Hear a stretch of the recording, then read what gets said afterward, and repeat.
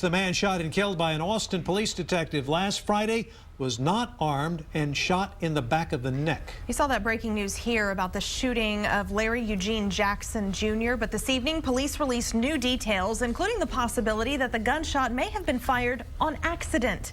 Chris Sadeghi joins us with more on the investigation. Chris? Yes, Shannon, we know a lot more than we did at the beginning of the day. Police say they do believe Larry Jackson was trying to commit a crime, but he was not armed and he was not connected to the bank robbery earlier that day. Hours earlier, the Benchmark Bank was robbed and Detective Charles Kleinert was there investigating. Just after 4 o'clock, Larry Jackson showed up to the still shut down bank. Police say the bank manager went to talk to him, then came back in to get the detective. We have specific information regarding the fictitious identification and that Mr. Jackson was at the bank in an attempt to commit a fraud. They aren't giving many details, but police say Jackson was trying to commit some kind of bank fraud with a fake ID. Kleinert went to talk to him, and police say Jackson ran away. Kleinert, in plain clothes, wearing his APD credentials, went after him, getting some help along the way. At one point during the foot pursuit, he stops a motorist and employs their aid to catch up to Mr. Jackson. He finally caught him underneath the Shoal Creek Bridge. Police say there was a struggle that ended with a single gunshot and an unarmed Larry Jackson shot in the back of the neck. It's too rapid, it's too racial, it's happening way too often. The unchecked power and abuse of power will not be tolerated. These details come one day after people protested the use of deadly force outside the police department.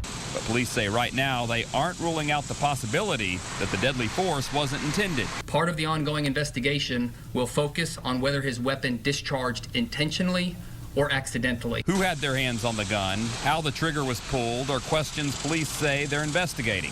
But accident or not, they say the gun was drawn. We do not believe the gun was in the officer's holster when it went off.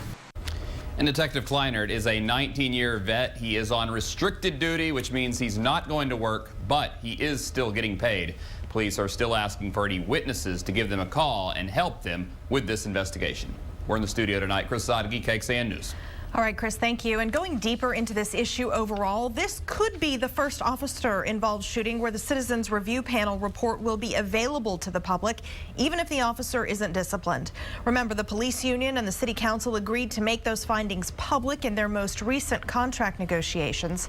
That agreement came just weeks after a KXAN investigative report about the panel's recommendations in the Byron Carter case, which suggested Officer Nathan Wagner profiled Carter, an African-American, and recklessly caused his death back in May of 2011.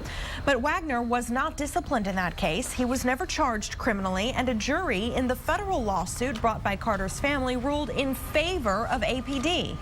Well, today, police monitor Margot Frazier told me she believes her report should also be made public and says the community should know her office is also investigating these shootings. Part of my job is to go there and make sure from the very beginning that the process is fair and thorough and that there's not even an opportunity for a cover-up. The new rules about what is public from the Citizens Review Panel apply to incidents that happen after October 1st, because that's when the new APD contract begins. But the police union could vote to make this CRP report public as well, since any decision about discipline in this case will likely come after that date.